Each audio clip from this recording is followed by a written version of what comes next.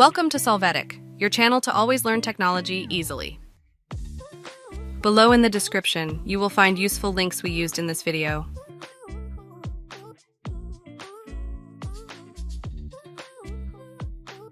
Today in Solvetic, we will see how to fix DOT3SVC services not running.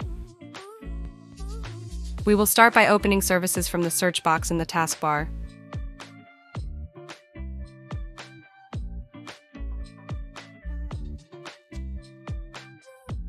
After this, select and double-click on the service Wired Auto Config.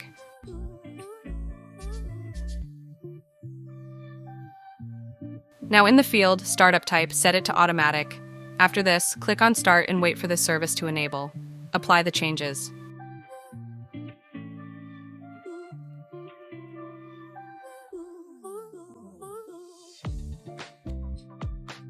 Hey, remember to subscribe Solvetic channel.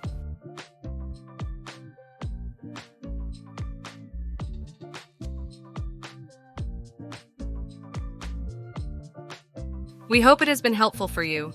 Here are links to watch more videos of your interest and subscribe to the Solvetic channel. Thank you.